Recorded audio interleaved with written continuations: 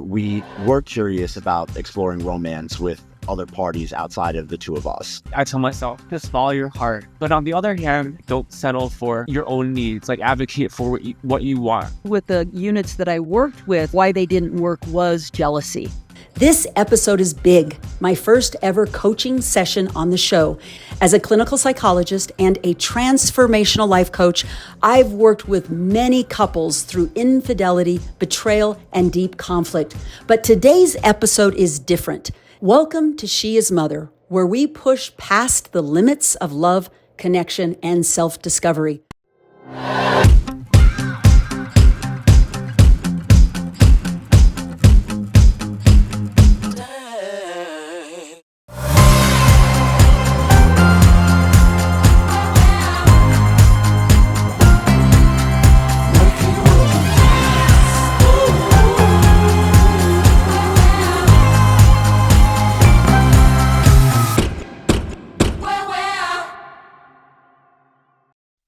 All right. Well, hello, Dylan and Jonathan. I'm Dr. Charleanea Arellano, but you can call me either Charleanea or Char or Dr. Charleanea, whatever you would like, whatever's most comfortable for you. And I want to welcome both of you and thank you very much for taking the time and also just having the courage, to show up today and, be at service, because I am sure that there are people out in the audience that are going to be listening to this, and it's going to resonate for them, and it's going to be really helpful.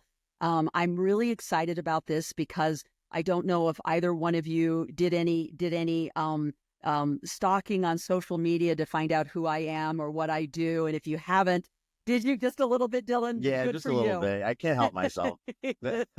Well, part of what's, I shouldn't say part of, a big piece of what's important to me is I want to have conversations that nobody else is having.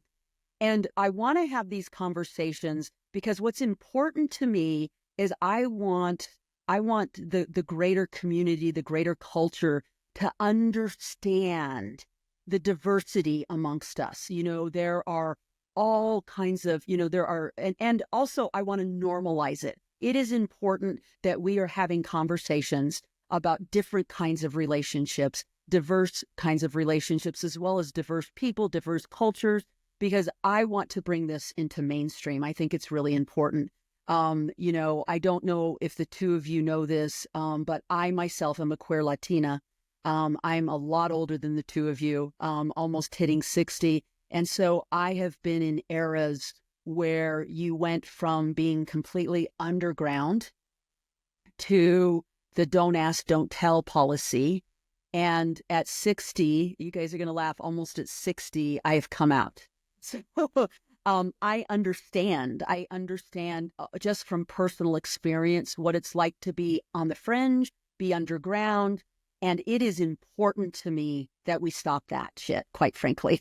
We all deserve to take up space, and who we are and whatever challenges or struggles we have. Those are things that we should be able to talk about openly without judgment, and that receiving the kinds of support that you need in order to navigate whatever challenges come up. So that's kind of where I'm coming from. And so what I would like to do is, kind of start a little bit, because it helps me start from the beginning.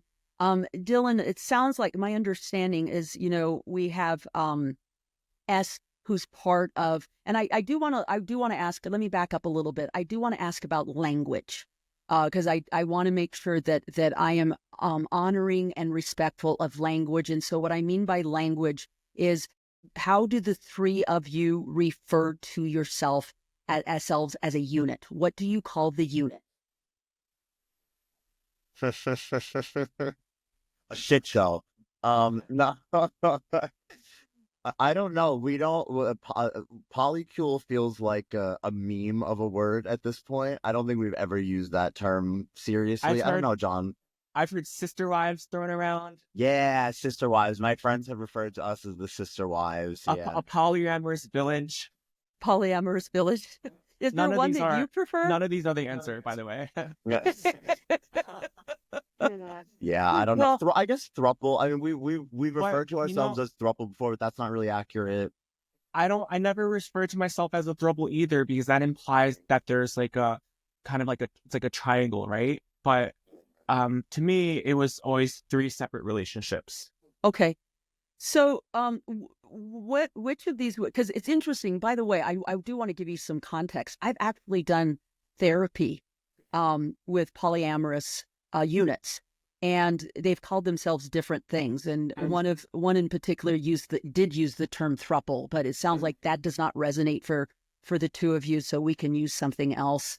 Whether we can even call it a unit if you want to call it a unit and make it neutral, or we could call it a polyamorous village, as you said, or if you want to be a little bit more kind of silly and loose, we can call, what did you call it? The sister wife? What did you say? Sister wives? Is there any preference or anything that feels right for you? Dylan, think of your answer and then I'll say mine. Okay. I think for me, I feel like when I think of S and Jonathan, I usually am thinking of like a little family unit, which is why unit kind of resonates with me. Okay. I don't know about you, say Jonathan. unit as well. Oh, okay, great. Dylan, I'm gonna have you start, because my understanding is that the original unit was between you and S. Yes. And so I'd like, if you don't mind, we don't have to spend lots of time with this, but if you don't mind, give me a little bit of background about you and S and how the relationship started, how long you've been together, how you would describe where you are now. Yeah. With that I mean, it's dyad. definitely been a complete evolution. So from the beginning, S and I met in high school. We went to performing arts high school. We met in chorus. And we actually like auditioned for a trio together. And that was kind of like the beginnings of our relationship. And then eventually, we kind of evolved into what I would refer to as boyfriends, and we referred to each other in that way. And that was probably for the first, probably like 4 or 5 years of the relationship. So like first half of college. Oh no, I would say actually more like 3 years. First half of college and tail end of high school. And then into the second half of college, we decided to open our relationship.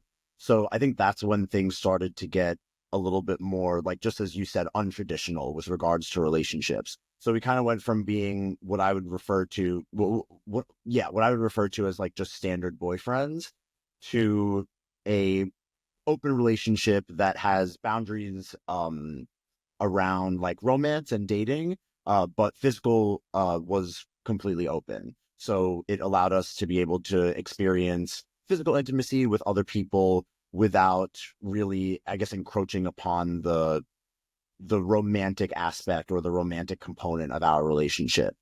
And then that lasted probably, I would say, almost like 6 years of just like the open relationship where we weren't dating other people.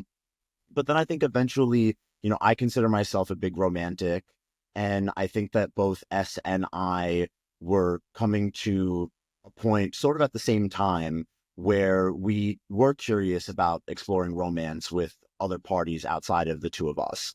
And so that's kind of how we started to encroach upon the idea of polyamory and what it would look like for us to engage in romantic relationships beyond just physical with other people, in addition to having what we have between ourselves. And then that lasted for, I guess, like 2-ish years. And then more recently, we've kind of transitioned into more of a platonic relationship, just because we kind of started to realize that maybe romance was not the best type of relationship through which we could communicate and exist as people who love each other. So that's kind of the evolution of me and S. Okay. Now, of course, I have tons of questions. Well, and this is just going to help me because I'm kind of a big picture thinker and I need context. So, how old are you and S now? Right now, we are 27, right? 27 and 26, respectively. I'm 27. He's 26. And so when we met, we were 17 and 18. Yeah. Okay. I was trying to do the math there. Dylan, so thank you. You did it for me. Now, Yes. you said that originally you were, and I'm going to put this in quotes, kind of traditional kind of boyfriends, kind of relationship. And you met in high school, you went off to college. Did you move in with each other at some point and live together? Oh, that's a good question. We actually never did.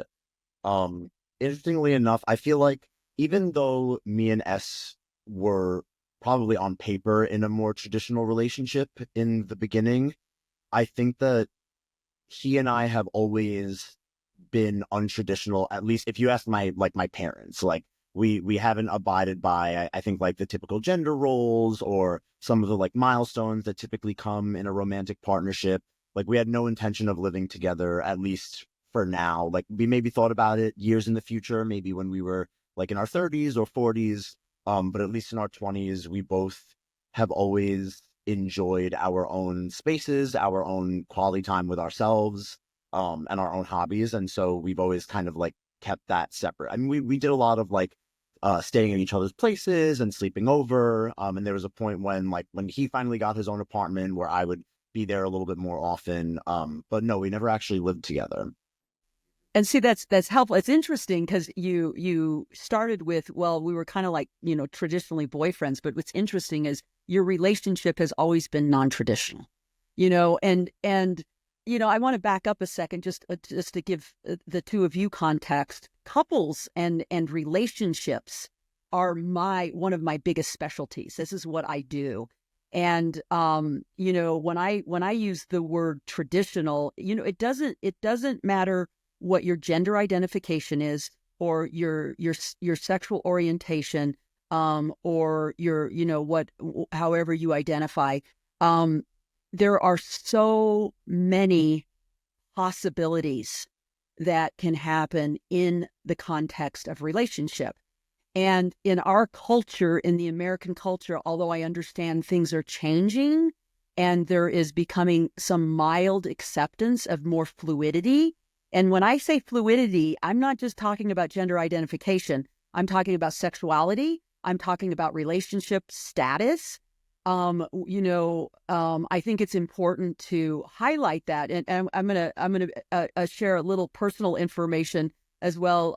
Dylan and Jonathan, I have been in a relationship with a woman for 24 years, and we just moved in with each other. So I would often joke, I would joke about we are as non-traditional as you possibly can be. And what's interesting is how much backlash we would get from people because we didn't fit in a box. Like we would say we would be at a party and we would say we don't live with each other, and we'd get the look, the look of like, what's wrong? What's wrong with you guys? And why aren't you living together? And we would joke and say, well, maybe we have it right. Yeah, But yeah, and exactly. so it's cool because it sounds like, I think what's interesting about this is that when you make a decision to go into what I would call uncharted territory, it can be liberating on one hand, but also it can be really confusing because you don't have role models. You don't have people to go to say, hey, well, what did you do in this situation? Because it's not the standard or it's not mainstream. And so it sounds like even though you and S referred to each other in the beginning as boyfriends, you were not going down the traditional route. And when I say traditional, you start dating, then you move in with each other, and then, there's these different layers of commitment, right? You become sometimes financially intertwined. Sometimes you become entwined in terms of community and family. And it sounds like for you and S in the beginning, you identified as boyfriends, yet you lived in a non-traditional kind of relationship where you both lived separately and independently, and you had your own things going, and then you would come together and do your own thing and come together. Exactly. Yeah, very much so. Okay. You said at one point the two of you made the decision to open your relationship physically, but not romantically. And you made that distinction. I would love to hear more about what that means and why that was important to only open it physically and not romantically.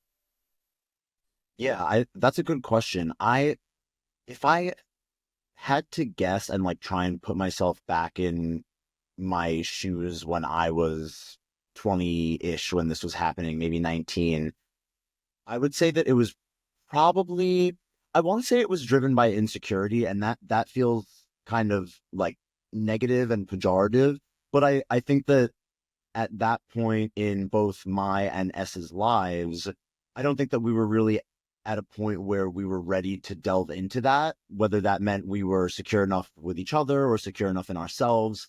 I remember, when we had first opened the relationship, that there were feelings of jealousy naturally that would creep up.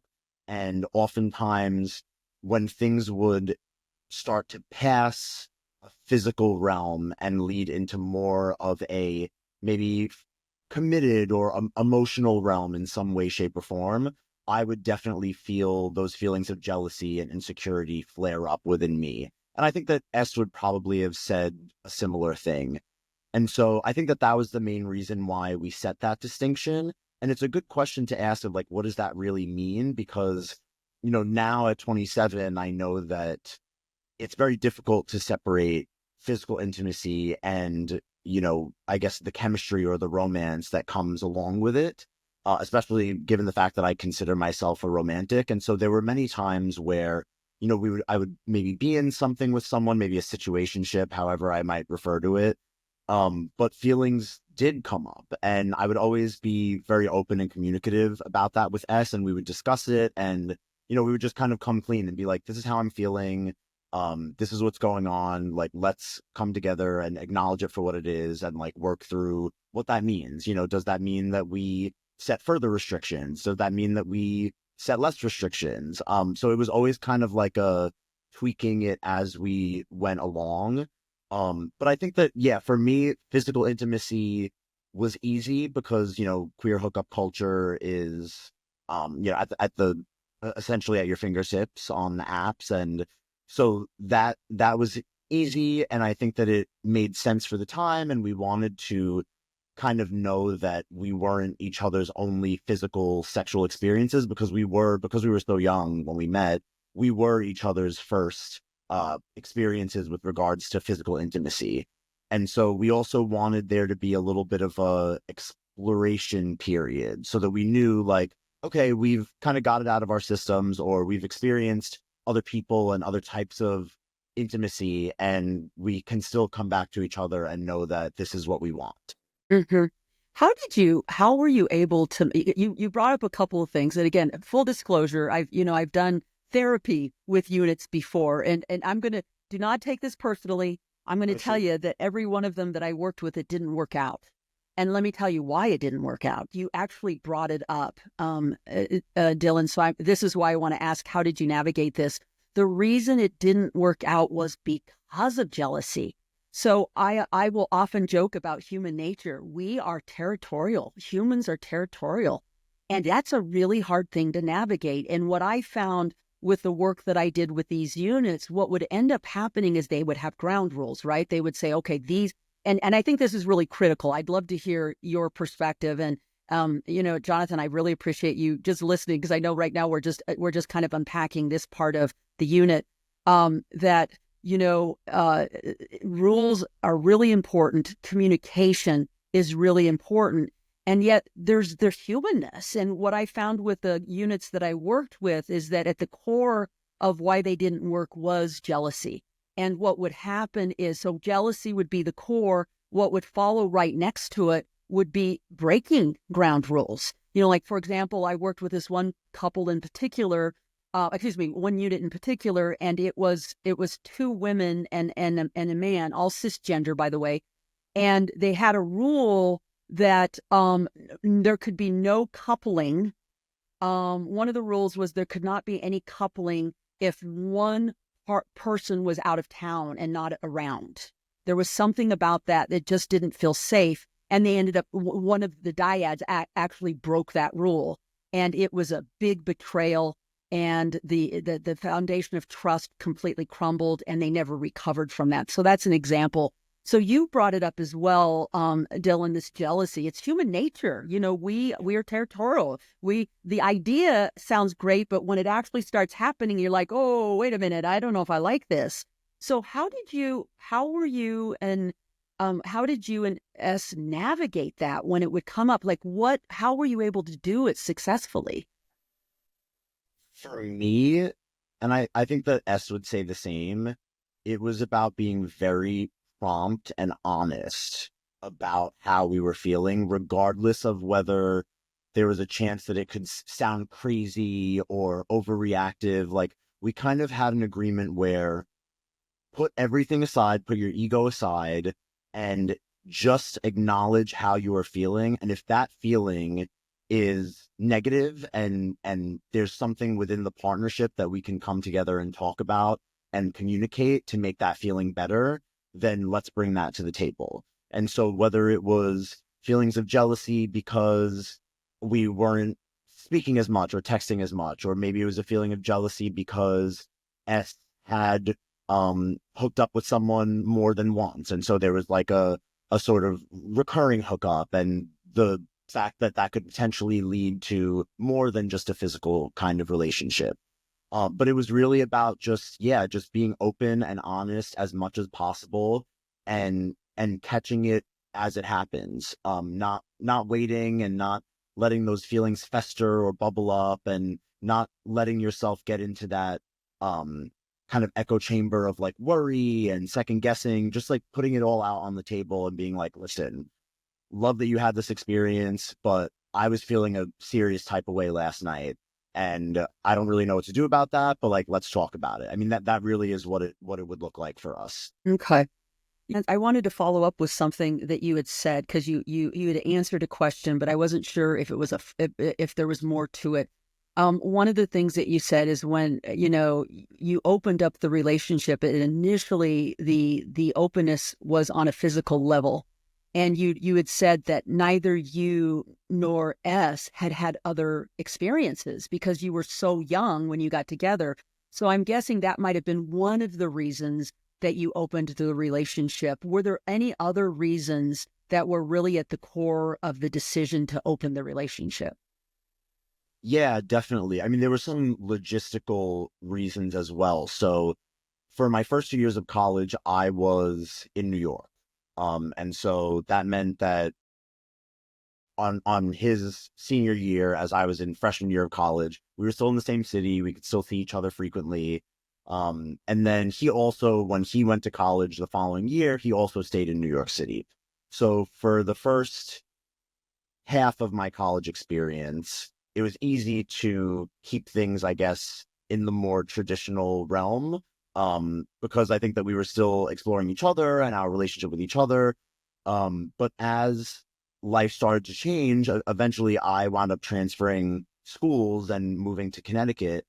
That kind of opened up the discourse for us. And it was interesting how it happened. Before I had even transferred schools, S and I were already starting to kind of plant the seeds and just, I guess, start the conversation with each other as casually as possible around the potential of opening the relationship beyond what we had experienced with each other. And so, yeah, and I'm forgetting, did you specifically ask about the opening from, like just hookups, open relationship to romance, or that like first opening from like Opening the from first just opening? physical. Yeah. So that physical, it was half of it was because of that, the psychological thinking of, okay, well, we've only really ever been with each other. So there's other fish in the sea, and let's experience that because life is short. And, like, intimacy is one of the greatest things I think that humans can experience. And we wanted to allow each other to get to have those experiences. But yeah, the physical intimacy, with regards to like the logistics, it was a little bit about moving away and feeling like, okay, well, we might not be able to fulfill each other's desires as immediately or in the way that we once were. And so let's see what it would look like to have our options more open. Mm-hmm. Okay. Okay. Got it. Okay. That makes a lot of sense. And then, it also, what went behind the decision to expand, because at first romance was off the table. It was, we can have an open relationship, but it's purely physical. And then you made the decision to open more and allow romance to be part of the openness. Yeah, I feel like that one, it's a little bit more difficult to pinpoint an exact like milestone or cause and effect there. But I do remember with S, we had a friend group at that time where it was another queer couple. So it was two cis men who were dating, and me and S would hang out with them frequently, and they were also open. And I think that with that, just getting used to seeing another open relationship, and because at that point, I don't think that I had ever met anyone in an open relationship. S and I were like the first people that I knew of to be doing that. And so seeing it kind of reflected at us, I was like, oh, I love romance, and I feel secure in our relationship, and I love the love that we share, but like I want to share that with other people. And I find it difficult for me to engage in physical intimacy with people without that potential component of romance kicking in. And so that was kind of part of a broader conversation of of just the thinking around what would it look like if one of us were to maybe see someone or like go on a date or, you know, get coffee with someone instead of just, you know, heading to their apartment. What if it looked a little bit more human, I guess, and not so like just physical, sexual. So that was kind of our thinking around opening things beyond just physical intimacy. Gotcha. So there's a couple things that are going on for me as you're sharing this. And again, I really appreciate your openness. Thank you, Dylan. There's a couple things happening for me as you're sharing this. One, it feels a little bit more logistic. And that is, do you believe that you and S living separately actually made this a little bit easier to do? Because the units that I worked with, they lived together. So everything was under their nose. They saw everything. They saw interactions. They would see if someone was a little bit more lovey-dovey with one than the other. And that's what made it really difficult. So do you believe, just logistically speaking, living separately made this a little bit easier? I don't know if I would say that it made it easier. It definitely made it more comfortable for me. I remember when S and I were first opening the relationship with the component of physical intimacy, we had a lot of conversations around whether or not we wanted to share those experiences with each other and tell each other about them, and to what extent and what level of detail. And I kind of came to a point where I was like, I realized that it didn't really serve me, and it didn't really help me in any way to hear or learn about those experiences. Because I don't know, I think that like there are obviously takeaways that I think both S and I were able to gain from the experiences that we were having outside the relationship, but bringing them to each other in order to, I guess, just share that information just felt kind of, I don't know, it felt unnatural, and it also just felt a little bit uncomfortable for me, frankly. I like the idea of us being able to explore without, I don't know, I guess without the specificity or without needing to like report to each other, I guess. I think that if it were right under my nose, especially at that point, I don't remember being in a relationship with myself where I was secure enough to be able to, I guess, receive all of that stimulus, like to receive all of that knowledge and understanding of what my partner could be experiencing with someone else. I wasn't quite ready for that. So it definitely, with regards to making things easier, and I guess if easier means, you know, less likely to argue or less likely to come across issues that may be hairy, definitely made things easier in that regard to not live together. Okay. So playing devil's advocate here a little bit, and I'm sure that there's probably those that will be listening to this that will ask this question, so I'm asking for them because I anticipate it'll be one. What made you and S hang on to the relationship as your needs were evolving in a direction that could take you out of the relationship? So obviously being involved whether it started as simply as just physical hookups to having things evolve a little bit more. I mean, obviously the romantic aspect of a relationship is much more emotional. It's much more intimate. So as these evolved, what was it about you and S that there was something important about holding on to the relationship rather than just going, hey, I think it's time for us to part ways. It's kind of fizzled out. It's not meeting our needs. What was the commitment to the relationship? I think that it was really around just support, honestly. It was similar to the way that I feel about relationships with family, or close friends. It's like we have each other's backs through thick and thin. And at that point, no matter what had shaken us or what had come up in our relationship or in our lives as individuals, we were always there for each other, and we were each other's right-hand person, and we kind of had made that as like an unwritten agreement of like, we're there for each other in times of need, and whether things are good and bad. And so I think it was just that kinship, that real like just pure love and support for each other that kept us going and kept us feeling like, yeah, I might be having different or more interesting or more exciting physical experiences with other people, but no one compares to S with regards to the care and the commitment that we have for each other. Okay. It's interesting. I mean, I think I love talking about this, Dylan, and I think you're expanding just the whole notion of a unit that I think again, I always keep this, I always give this clarification. I can only speak to the American culture. This is where I live. This is what I experience. This is what we digest every day. And one of the things that I'm always really struck by is it seems like in our culture, we are so hell bent on having things fit in boxes, right? And there's such, we're missing out when we have things fit in boxes. And what I love about what you're sharing is you're describing an experience that when you're looking at intimate relationships, that it's not just about a physical thing, a sexual thing, that there is some kind of bonding. And again, I'm going to use the word kinship as you did, because there's a bonding, there's a support, this is my, at this point in the stage of the game, this is my person. Whether we're going out of the relationship for other things, this is still my person.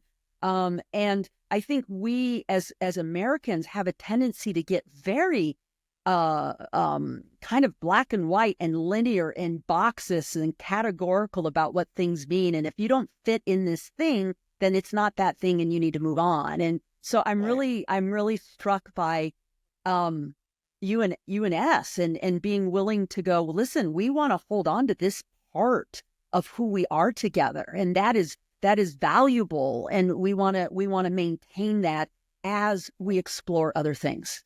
Yeah. And I remember we would have conversations, especially when feelings of jealousy would come up, and we would bring those feelings to each other and have discourse about it and be open and honest about what was going on in our minds, that we would remind each other like, okay, well, we had this experience, we had this hookup with guy A. Do we feel any differently about each other? No. Has the love that we have for each other changed at all? No. Is there any desire to have any, I guess, like different relationship structure other than the one where it's you and I and we have each other's backs and we are each other's person? No. And so, even it was in the same way that I had mentioned earlier, where we were kind of playing things by ear of, I guess, seeing how we felt and then moving forward based on that. It was very much so that way, just kind of like playing things by ear, but always being able to acknowledge like, okay, that was another experience, another drop in the bucket of the untraditional relationship world. How do we feel now? Do we still feel good about who we are as a unit and as individuals? If yes, then we can just keep chugging along, and this is healthy and this is working. And just continuously checking in with each other, I think, kept us afloat. Okay. I don't want to make assumptions here. You said that communication was key, and talking about things quickly and being honest. Would you say that there was anything else about you and S's relationship that was vital to making this work, to making the openness work? I really think that it's just that. It's openness with each other. And I think that the other component is self and self-assuredness, self-confidence, which definitely, I mean, when I think back on it, I don't think that either S or me were really, particularly self-confident at that point. I don't think that either of us had been in therapy at the point where we were opening our relationship. But I think it does require a little bit of that self-assuredness and an acknowledgement of I am enough just as I am for my partner. And also I am enough just as I am, period. Like not for my partner, not for any external, like just for myself. So even if, it's kind of like learning that even if this person leaves or flies away, I'm still Dylan. Like I still have all of the things that I loved about myself before and that I felt secure in before. And this is just another layer of the human experience that we're getting to enjoy. Sure, sure. It's interesting talking about this because if we think about where we're going to go with this in terms of where you are today, you have layers of complexity. When you think about how things have evolved, first it started off with you and S, and it was, it was just the two of you. It was monogamous. It was a little bit more traditional in the sense of you referred to each other as boyfriends, and then it's evolved over time to where they got the physical openness, the romance, and it continues to evolve with that. And you said something really important because one of the things I'm going to ask you is, what advice would you give to the listeners to make this work? Because a lot of times it doesn't work. You said something really important that caught my attention, and that is you have to have a really good, solid sense of who you are and your own value and that you are enough. Because if that isn't intact, I could see this getting really messy. So not just communication, but a solid sense of self, a good self-esteem, good, healthy self-esteem. It sounds like it's important as well. Yeah, absolutely. And I don't think it's about necessarily being pompous, but I'm thinking back on times where if I would ever feel that sense of insecurity, I would just try to remind myself like and this is just factual, like there is no other Dylan and there is no other S. And so even if S has an experience with someone else, that experience could have been amazing and incredible, but that experience is not Dylan. And it never will be, it never could be because every human is unique. And so I think just keeping that in mind that like the thing that you have together is special and there is no replicating that or uh I guess diminishing that as long as there is like that mutual respect and communication. Got it. Got it. Okay. Well, let's shift gears a little bit, Dylan. So things evolved, obviously. We have Jonathan with us today. So would you like to just share with us how things evolved and how Jonathan was introduced into your lives? Yeah, absolutely. So Jonathan and I actually met through mutual friends. First at like a party that someone had thrown, and we barely interacted. But I remember at the end of the night, as Jonathan was leaving, we were at a bar, and John and we had never spoken. We did not acknowledge each other that entire night. I had no idea who this guy was, but he came up to me and was like, "Oh, hey, I don't think that we've met." And I was like, "Yeah, no shit, we haven't. And you have your backpack on, so it looks like you're leaving." But it clearly, he kind of he was putting out feelers, and I respected it. I respected the balls, I guess I would call it. And so he got my number, or we exchanged Instagrams, and then soon after that, we wound up going on a camping trip. There's like a gay campground that we go to, and that a bunch of Jonathan's friends had frequented in the past. And I happened to be on that trip, and things just kind of started from there. We met and we hooked up a little bit during the trip. And then I remember on my way home, I messaged Jonathan and I said to him that I wanted to get dinner on, I think, like the following Monday. And we did. Okay. And then what? And then, so at that point, Sarah had already been in the stage of allowing romantic love and romantic experiences outside of each other into our lives. And so Jonathan was not the first person that I dated, but he was the first person that I dated since making that change in me and S's relationship, where I felt like, oh, this is this is giving me those feelings again. This is reminding me of when me and S first started dating, that like electric chemistry, the conversation never stops, and there's a lot of things in common, but there's a lot of shit that's not in common, and that just like makes it all the more interesting. And there were points of contention that we like discussed on the camping trip. Like there were these layers of complexity that just made me feel like, oh, this one's going to be around for a while. This is going to lead to something. Wow. And was this the first time that this happened? That it was going to, you knew that it was going to be something that was going to be more permanent, that he was going to be around a while? Yeah, this was my first experience outside of Surat where I was feeling like, oh, this could be a person that I have in my life for a really long time. Okay. And how did you navigate that? Even with S, like how did you approach the conversations? Because it sounds like that the situation with Jonathan was different. So how did you approach that? Jonathan and I were seeing each other for a few months actually before he and S ever met.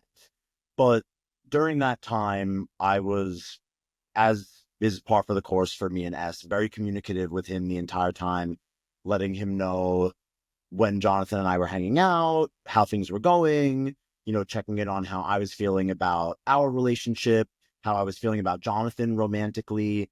And I was just really open with Surat about the fact that I was starting to get stronger feelings for Jonathan, that this wasn't just another flash in the pan that I had experienced in the dating world maybe a year prior. This was someone who I really was starting to bond with, and also someone that, frankly, I could see S bonding with. Like, I think that they have a lot of similarities, and so there's like a je ne sais quoi that like I couldn't quite put my finger on. But all of the things together just kind of had me feeling like, okay, this feels like it's going to get serious. So let me acknowledge that and take it seriously and be giving S this information as things happen so that we're both on the same page. Got it. Got it. Okay.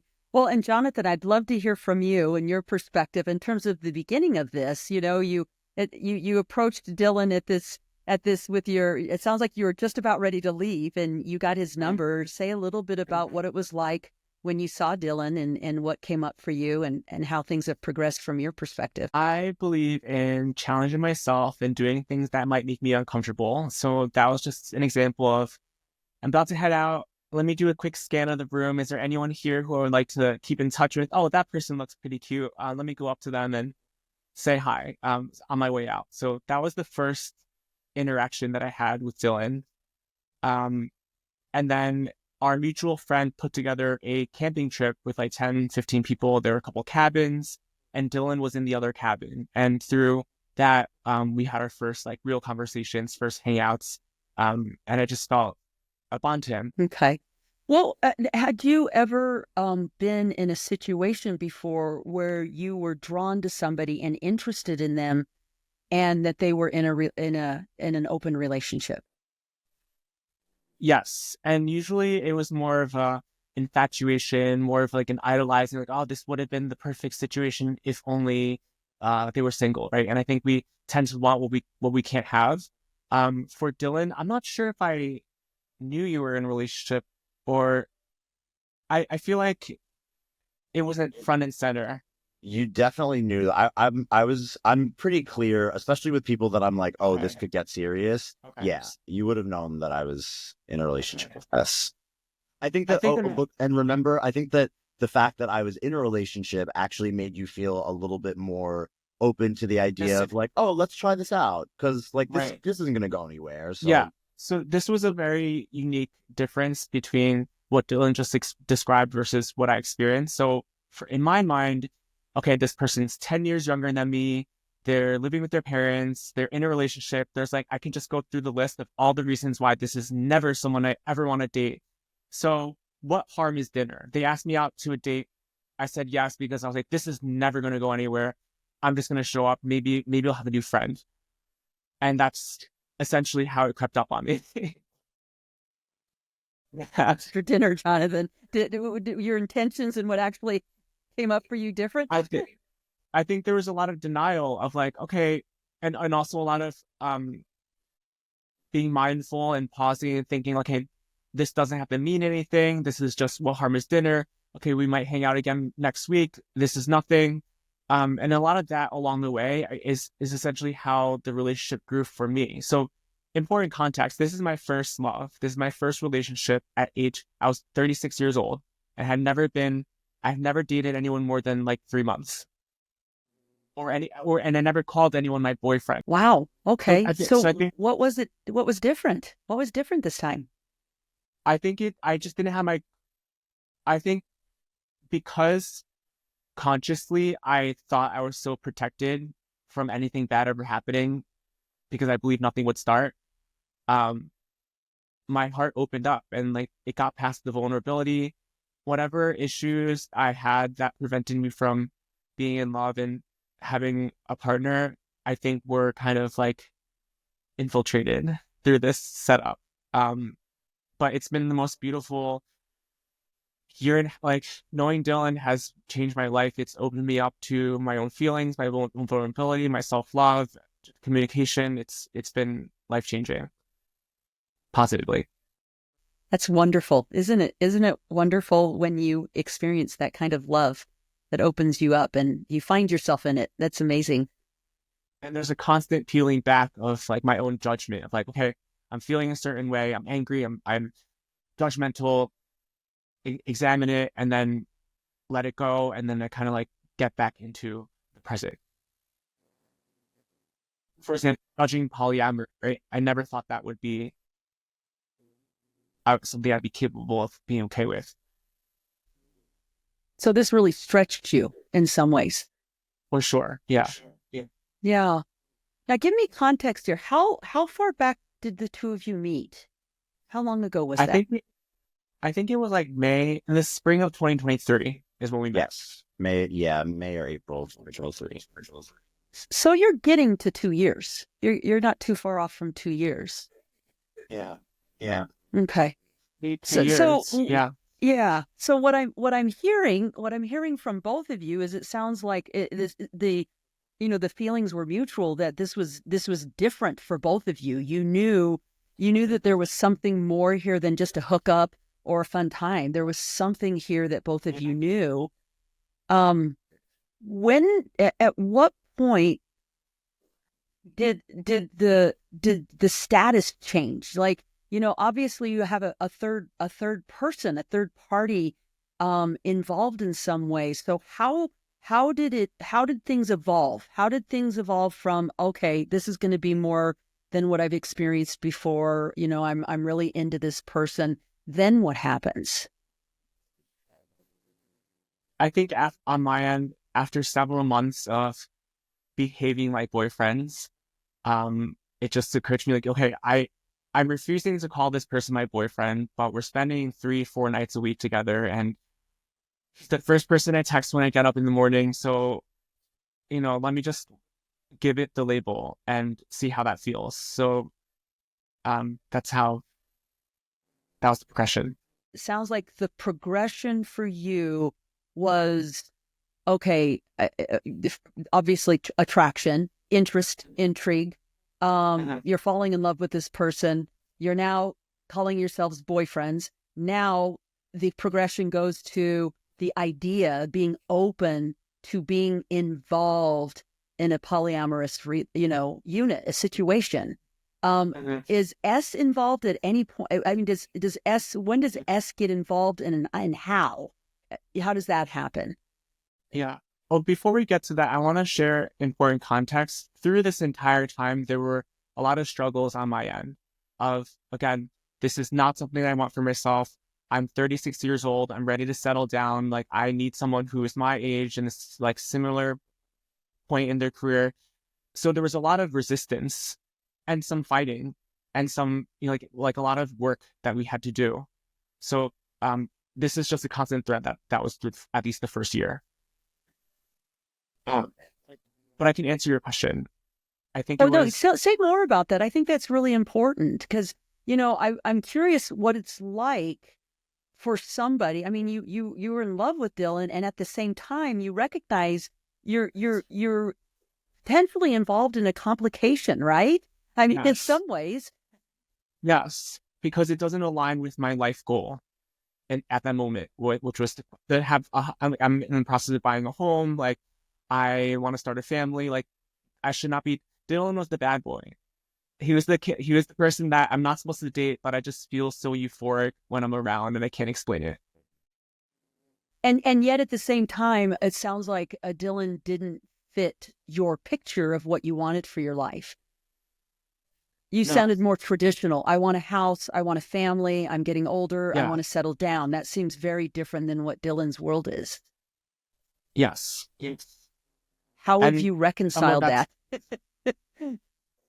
I'm still in the process, right? It's still what I want today. And that actually, not to jump ahead, but like Dylan and I are still performing partnership, but I've since removed the label, and our agreement is that I can still pursue that future ideal. If I get it, great. If not, love is love, and at least I saw that the grass was not greener on the other side. Okay. Okay. And how has it been for you, Jonathan, navigating these waters? Like how has it been for you to be involved with Dylan, knowing, at least at this, and this could, I mean, who knows where this will go, right? It sounds like one of the things that I'm hearing, at least, for both of you to some degree, there's an openness to what could be, what may Yes. evolve, like you're not steering this ship abruptly into one direction. You're being open to see Oh, where it comes. Yet, Dylan, I mean, it doesn't seem, and Dylan, please push back. Dylan doesn't seem like the white picket fence guy. Oh that's no, fine. absolutely. I'm the antithesis to the white picket fence, American dream nonsense.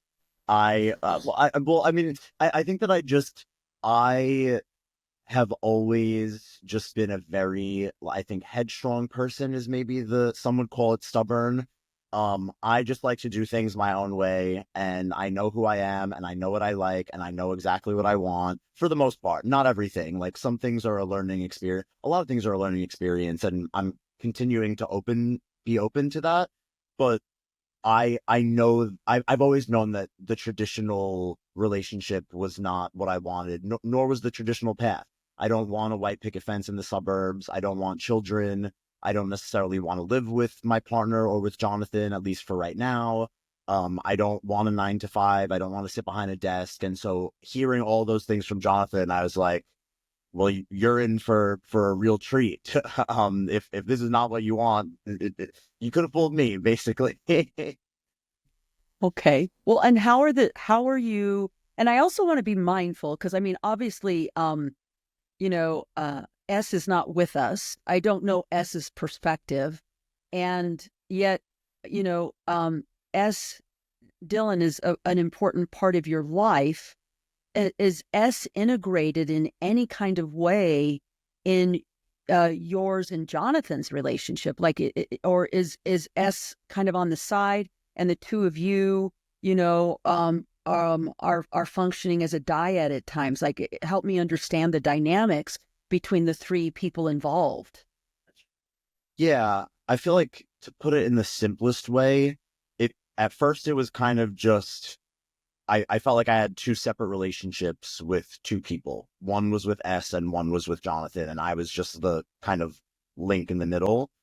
And then eventually when they had met, I think that there was a little bit of romance and definitely kinship. I mean, I think Jonathan and S have a good friendship, and we're developing that through kind of the I guess the first year of me and Jonathan's relationship into the second year. And Jonathan can speak on it as well, but there was a little bit of romance and a little bit of physical chemistry that they've explored and continue to kind of explore in a fluid way. But I think that to this day, there's still a maintenance of that feeling of I'm the middle link and there's S and there's J. Not quite, because my relationship with S has further evolved, and that's called into a question a lot of other things, like how my and Jonathan's relationship evolves in, I guess, in accordance with that. Uh, but yeah, so I mean, Jonathan, maybe you want to speak a little bit about your relationship with S and like how you felt about that. So before I met S, there was a little bit of, I don't think jealousy is the right word, but it's more of like, I love Dylan, but I'm always going to be the side piece. So when there's a family occasion, holiday, right, I can't go. And the parents also don't know about me. They think that I'm just any other friend. So that was hurtful. And was also a reminder of like why this, I was saying, okay, this is just a reminder why like I can't, like, love is not everything. And I need to like think about logistics and like, is this serving me in the long run? Um, and then when I finally met S, things changed because the second he walked in the door, I was like, whoa, this person is so cool, such a good vibe. Like, they're charming, they're friendly. And then when we started hanging out one-on-one, I was like, whoa, this is just like, okay, this makes sense because I love Dylan and Dylan loves S. So of course we get along. Um, and then I think the first 3 months was kind of like a build up where it went from friends to having romantic, sexual, and like emotional like feelings with each other. And then we had a conversation, Dylan and I, about what should I do the next time I feel like I want to kiss S? Like, can I explore that? Um, and it was kind of just like this constant like checking in and then moving forward, checking in, moving forward. Okay. And where is it now? Fast forward a year and a half, we are now friends. So that S and I think we just had like it's probably like a 4 month fling, and then it kind of just fizzled and like faded into friendship, kind of like a lot of dating in New York. So that's where we are now. Is we are friends. Okay. You know what, Jonathan, being involved in this, how has it impacted, or and it could be that it hasn't. So I realize as I'm asking this question, it's a little bit leading. How is being involved with Dylan and S to some degree, how has it impacted or changed your experience, beliefs about relationship? It has turned it on its head.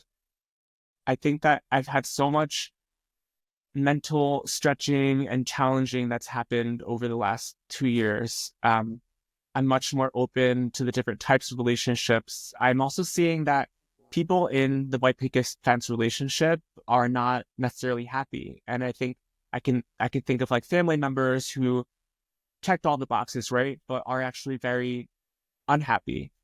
So I think that was a good learning experience, and it definitely has challenged my beliefs for the better. Okay.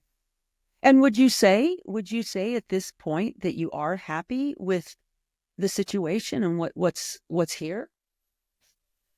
Yes, I'm very happy, but there's also the little asterisk of like, I do want to live with my partner. I do want children. I do want to travel, right? And those are all things that were impossible at the time we met. Okay. And so I want to just make sure that I understand, because you said something earlier and I just want to make sure I heard it correctly. It sounds like you and Dylan have an agreement that that is something that is still really important to you. And if someone comes along that you see yourself doing that with, that you would pursue that. Yes. And that was kind of the agreement from the start of like, we might have even talked about on the first date of like, Might have, yeah. um, just so you know, like I will continue with this because it feels good and you know, let's not judge and get ahead of ourselves. But just so you know, these are serious priorities in my life right now. And I'm going to continue going on dates and meeting people while I'm with you. And I did, but of course nothing really worked out. I never really felt the love that I have for Dylan. Even like as recent as last week, like I can cry tears of joy in the room with Dylan because I love him so much. It's very like double-sided situation. It's I duality. don't know. Yeah. Well, I don't know if the two of you have made this connection, and maybe it doesn't resonate for you. What I'm struck by is in earlier on, Dylan had mentioned that no matter what his experiences were with others, that he kept coming back to S. Like S is my my hub or my person. And it Uh-huh. almost sounds like that's kind of what you're saying, Jonathan, is that you Yeah, may go out and have experiences, but it always comes back to Dylan, that Dylan's your person. it could be. And I sometimes I fantasize about spending the rest of my life with you, Dylan. And it's like scary because I don't know, it's just scary. It sounds like I understand, Jonathan. It is scary because what it sounds like is it's challenging everything that you believe in terms of what you want. Like it, because Dylan's made it very clear. this is who I am. I'm not interested in babies and houses and it's got to be it's got to be a tough place to be. Like bittersweet. You're saying that you love him so deeply, yet there's got to be a part of you that's a little twisted up about this. There is because I like on one hand I tell myself just follow your heart and everything will be okay. But on the other hand, I hear like the more traditional voice of like it's a big world. Don't settle. Not that Dylan is by no means a settling, but like don't settle for your own needs. Like advocate for what you want in life. So I think that's what I'm still struggling with today. Okay. Okay. Yeah, it sounds like it can be a little torturous, especially when you love him so much. Because it's one of those situations. It's like, and who knows how things will unfold. I mean, one of the things that I'm hearing, it's interesting, Dylan, you haven't used these words, and yet I wonder if this resonates for you, is that, I think in order to have some of this openness that the two of you have, you got to have some trust. Whether it's trust in yourself, trust in each other, trust in the unfolding of life, but you've got to have some trust to be able to lean into the vulnerability of this, because this is, you know, opening your being to this kind of love, and then recognizing the things that are really important to you that you can't have it in that relationship. Just you've got to have some level of trust to be able to lean into it. Yeah. And I see your aunt, right? And how they like one wanted kids and the other one didn't. And now they are like decades later and it's always gonna be that thing that didn't happen. But then again you could say like maybe if they were in a different relationship and they got that, like maybe they're unhappy. So it's hard to say. Or just that struck me too. When I see them, it last time I saw them it just struck me. Yeah. Yeah. It's interesting. You said something, Jonathan, that I wanted to follow up on. And I'm curious how this is going to land with the two of you. Because, you're stretching in ways that most people don't stretch, quite frankly. And And not at this age, 37, right? I'm not it's not now's the time to stretch. Now's the time to be I don't know. All right, go on. well, you said something, you said, I don't want to settle. And you said, don't take me wrong. I'm not settling for Dylan. Dylan is not settling. Yet, I think, something to consider is, and I'm going to say something that I know that people are not going to like. And life is about settling on some things. We are not always going to have 100% of everything that we want. And I think that's by design, because if we had everything we wanted, life would be easy. It would be easy and we would not grow. We need shit to grow. We need those rough edges to grow. We need those heart-wrenching things to stretch us. And so, we think about settling as if it were a bad word. And the reality is that we do settle in parts of our lives. We can call it settling, or we can call it just making choices. And having gratitude for what it is. And I think that's like the biggest thing that gets me not doesn't just get me through, but helps me thrive is having gratitude for what I do have and what I do have with Dylan. Yeah. And I was going to say, I feel like another good word for, because settling, I feel like has that negative connotation, just as you mentioned, Dr. Shar. But another word for settling for me is compromise. And I think that all relationships, regardless of whether they're romantic or they're good or they're bad, there's going to be compromise on something. So I think that, that kind of starts, I think, calling into question, like maybe settling isn't such a bad thing if it's inevitable in every relationship. And if we actually think about it as compromise and what we're willing to bend and how we're willing to change for each other, that's actually something that's pretty beautiful. Exactly. Exactly. It's funny, Dylan. I think about compromise as being one of those bad words too. I think about it as choice. Yeah. If you say yes to something, you're saying no to something else. That is just the definition of choice. And, right now, Jonathan, the situation that you're in, you're saying yes to the love and the experience and the beauty. And it touches my heart, just the emotion that you're sharing. There's nothing more beautiful in this world than to experience that love. And you're saying yes to that. And every day you're waking up, you're saying yes to that. And who knows how long you'll say yes to it. You may say yes to it for weeks, months, years. We don't know. We don't know the answer to that. We don't know how your heart will shift and change at some point, but you're saying no to something else at the same time. And that's just really the definition of choice. I'm curious, I want to be helpful as well. I mean, I really appreciate the two of you sharing your lives with me. And I'm curious about where you are right now as a dyad. And again, I'm thinking about S. He's floating here as well. It was helpful to hear Dylan when you conceptualize the unit. You're the hub, and S is on one side, and Jonathan is on the other. That was helpful because some people make the assumption that it's a triangle and everybody's connected, and it's not. That's not the case.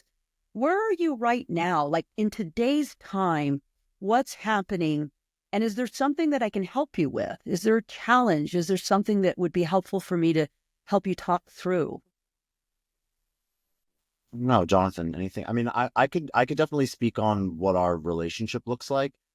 I would say that I don't even know that I would consider myself to be that middle peg anymore. I think that now all three of us have, it's like a triangle, but none of the vertices are connected. It's like we all have our own separate relationship with each other. And also a friendship, I consider S and Jonathan to be family. And dear friends of mine, and they'll always be in my life in some capacity, whether it changes from romantic or not. But yeah, we kind of it feels like we're three friends, and me and Jonathan just happen to have a more romantic connection, whereas me and Soros and Jonathan and S have mainly a platonic relationship. Okay.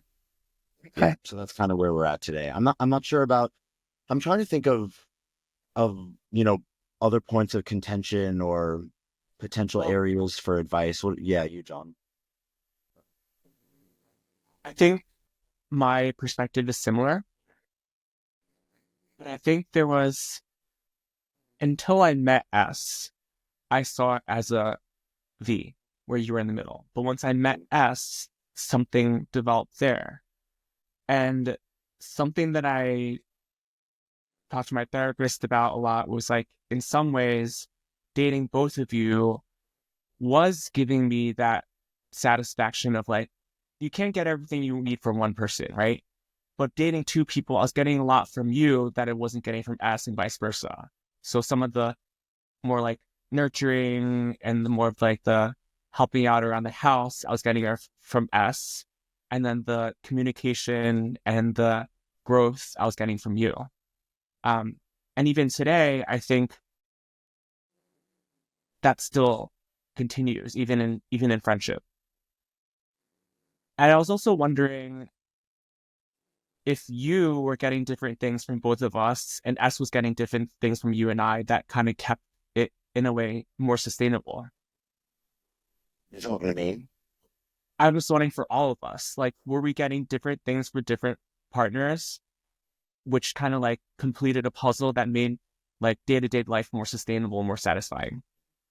I think there's definitely potential for the answer to that to be yes. Yeah. Like, I think that similar to the way that you feel, I remembered feeling like there are certain things that I can talk about with S, or certain hobbies that we have in common, like music Uh, or politics, uh, or, just other like smaller things, or like generational type things uh, that me and Jonathan don't share. And uh, I'm sure that S would feel similarly about, I'm a little bit more, I think funny. yeah, funny. I'm a little bit more rough, I think, in terms of I like a tough love approach, and I Uh, think both Jonathan and S are a little bit more soft and nurturing, and I can kind of come on strong a little bit. So I do think that there's a little bit of a balancing on and all it three of the sides. and it was to a point. So when I was considering them both my boyfriends, there was actually like I would prefer being one on one with each of you. Like I didn't always prefer having both all three of us in the room together because it was like it's almost like every couple seconds the energy would change depending on who was speaking with each other. I Yeah, didn't and really know how to navigate that at times. At yeah, times I felt like the banter between you and us was almost like too abrasive for me, and I just needed to like chill for a bit. Started this conversation with, it's important to me to bring this stuff into the light and, normalize this, mainstream this.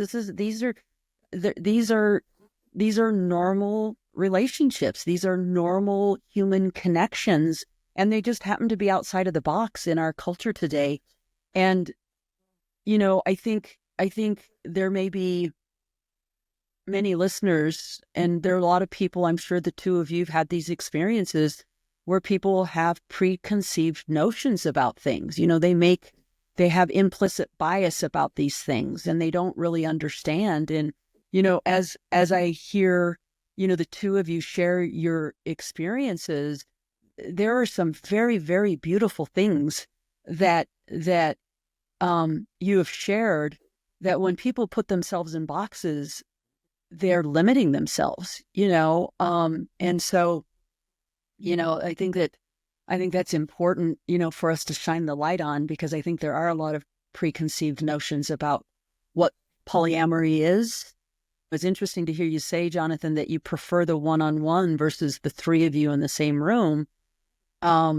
And, I was thinking about this, and it's like, well, as this unfolds, who knows what's in store? Like, could this get even more complex? Like we started off the conversation with, how do you want to refer to what this is? And, one of the things you said was a family unit.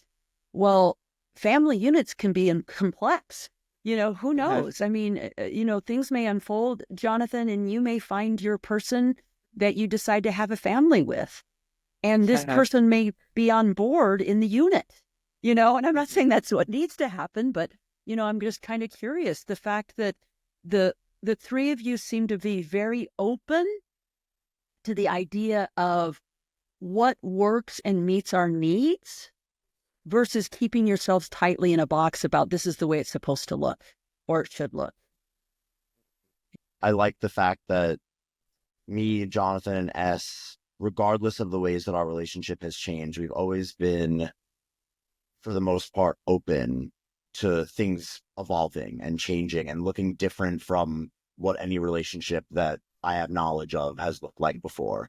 And I think that there's sometimes there's definitely insecurity that comes from that, and a lack of safety that comes from not having a label to assign to something. And I would actually love to get your perspective on that. Like, there is so much backlash on the lack of traditionalism and what is right and what isn't right, and the labels.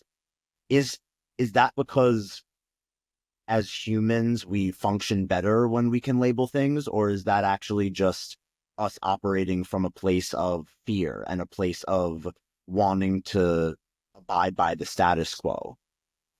Like, I think that Jonathan and I have had a lot of conversations. I'm sorry, I'm like thinking as I speak, but, John, you and I have had a lot of conversations about what is it that we want versus what is it that we've been taught to want, and trying to pull those two things apart and really identify, like even with Jonathan's desires to for the white picket fence traditional suburban lifestyle, it's difficult to discern what is genuinely coming from a place of love and desire and what's coming from that place of fear, or I'm supposed to, or I have to, or yeah. Do you want me And to that's where I answer think that, Dylan, or Jonathan? Because I think you kind of addressed to Jonathan as well.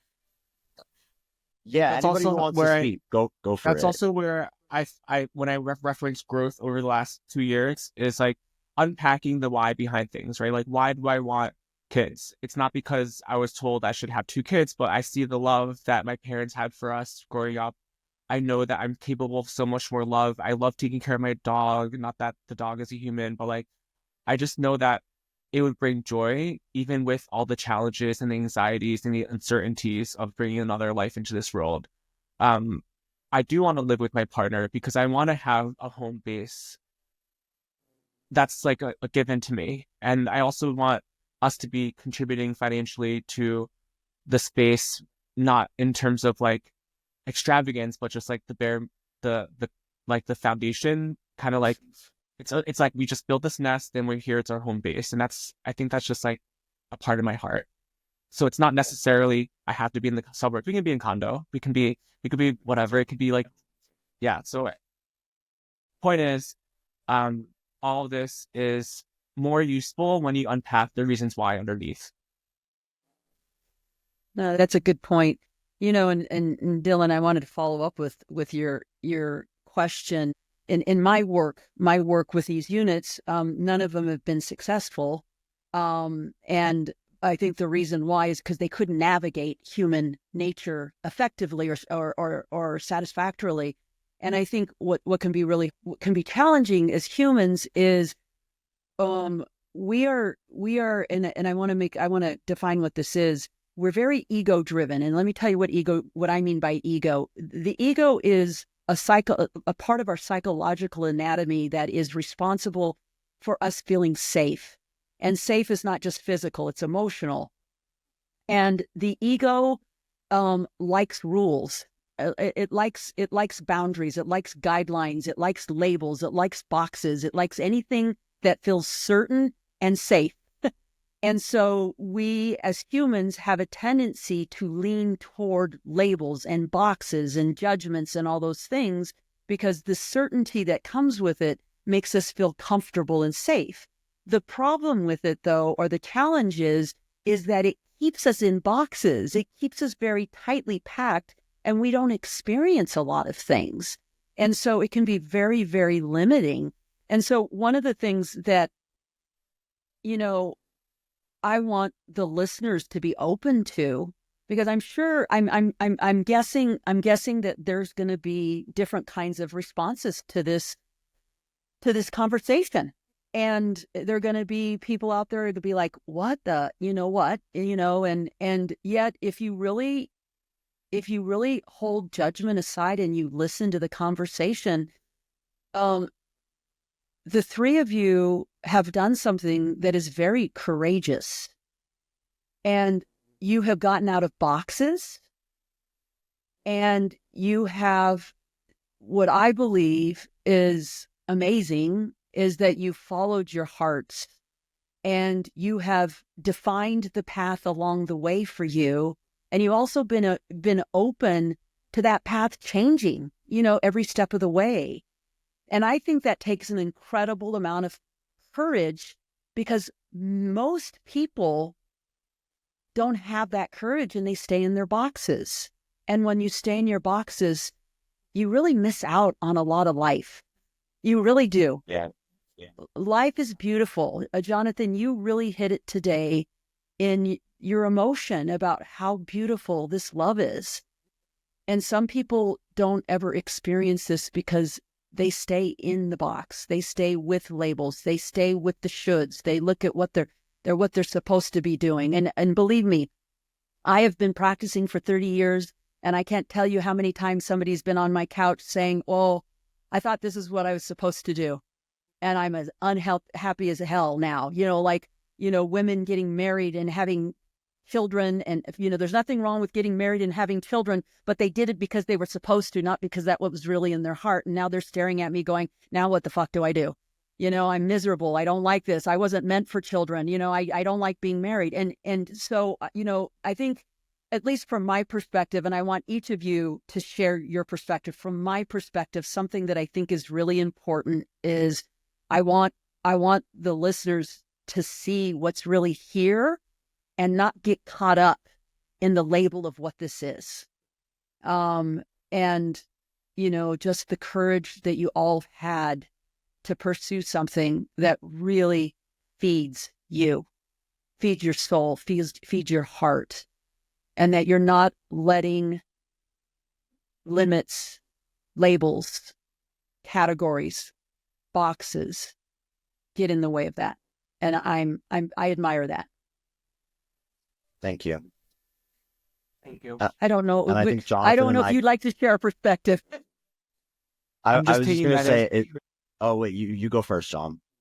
Oh, just that I was taking that in, and you really hit the nail on the head. Yeah. I'm thinking about just the fact that, like, especially when Jonathan and I first met, it felt like we were coming from two completely opposing worlds of, me being on the anti-traditionalist and Jonathan being super traditional. But I think that as our relationship has evolved and as we spend more time together, we're finding that we're growing closer and closer toward each other. We're not all at the same point, by no means, but we definitely, like, back to that word compromise or the choices that we make. Like, every now and again, I think that we start to make choices that are like, okay, well, maybe Jonathan has a point on this thing, and oh, maybe Dylan has a point on that, and maybe if I and I don't know, that's kind of how I've felt about our relationship. We're not at the same place, but more and more we start to grow toward each other, and I think that's just something that's really exciting. And I love love. I just think that love is the greatest thing in the universe. I know that everything else is also important, and money and kids and life and whatever. But I can't help but be the romantic. The romantic in me just says, like, follow your heart and you can't go wrong. Like, you follow the love, and if that's the way that you operate your life, then you can never be unhappy. And it doesn't matter what other things do happen or don't happen, or what you have or what you don't have. Like, all of that becomes secondary to the fact that you just feel content and happy and supported. And that's the way that I've kind of operated through my relationships with S and with Jonathan. And yeah, I think that's something that I wish for everyone. I think that it's the greatest experience to have as a human. And, like, how fortunate are we that we're one of the only, I mean, I don't know, maybe other mammals are doing this shit too, but we're one of the only species that gets to experience this type of, like, real deep connection. And we have the words and the nomenclature and the lack thereof to explain it all, or to not be able to explain it all. It's just, yeah, I think it's great. And I'm happy to be along for the ride. Like, Dylan, you said so many. I mean, first of all, you're preaching to the choir here, and secondly, you've said some very wise things that, gosh, if people could just get to what's important about this conversation, and that is, you love love. Love is it. And that when you really embrace that and lean into that and just trust it, everything else really falls in place. Even you said when we started, we were out here. There was so much contrast, so much polarity in what we wanted out of our lives. And even here's the thing that this I'm struck by is, people have a tendency to resist that. Like, there's something wrong with opposing forces. And the crazy part is, this is the way life works, is the tension of opposing forces is what creates growth. We need that. We need people to pull us in directions, because that's what leads us to the stretching and the growing and the evolving. And so many people fight that and make it wrong. So, wow, you're wise beyond your years, Dylan. Thank you for sharing that. Now, Jonathan, is there any perspective that you want to share? Is there anything that you want listeners to know about your experience? Yes, I think for those who may be feeling judgmental or like, what the F is going on, like that's very much a big part of how I was raised. That the Jonathan who met Dylan in the beginning, who was like, who is this mess? Like, I will, like, absolutely not, I think was actually the source of a lot of my unhappiness. And the more I could let go of that and approach life and this situation with curiosity, the more my heart blossomed and the more I was able to experience love. Like I was getting so emotional, not because I was sad, but because I was just feeling the love. And of course, there was the bittersweetness, but like, I just encourage people to approach life with curiosity and openness. I like that. Thank you. And love can feel so big that it does bring us to tears. It's almost like our physical body cannot even hold it. It overflows into tears. And this is not a honeymoon phase. Like we're not even boyfriends. Like 2 years later, I'm still feeling this way. Well, thank you. I don't know if you have any last words or anything else that you want to share. If you don't, then I'm going to bring this to close unless, of course, Esteban and Eric, if I missed anything, please let me know. But thank you very much. Thank you very much. Yeah, of course. Thank you. This is great. I love getting to have this discourse, and I love getting to talk about this, especially with Jonathan. Like, I think that it's great to be able to like take two people who are in the thick of the thing and pull them out of the thing to look at it and be like, oh, okay, we can be a little bit more objective while still having the feelings that have like kept us in it for this long. So yeah, thank you for letting us like share our story. And I do hope that it inspires some people, just as Jonathan said, to just be a little bit more curious and let go a little bit, not try and force yourself into something that feels like you're supposed to, but just honor like what feels like the right next thing if I just listen to what's in here. And remember that the unknown is always going to be scary. And in those times of discomfort is when we have our most growth. Yeah. Mm-hmm. Yeah. Absolutely. Absolutely. And who knows, I think what I have a lot of faith in, Dylan and Jonathan, is that somebody's going to listen to this and you're going to help them. That you may be a role model for somebody. You may be giving somebody guidance that may be in similar situation that you're in, and that this could make all the difference. And that's what I love about these conversations, is that if it touches somebody, if it helps one person, then it's enough. Yeah. So thank you. Thank you for sharing.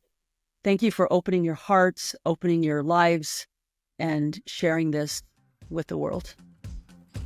Thank you. Yeah. Thank you.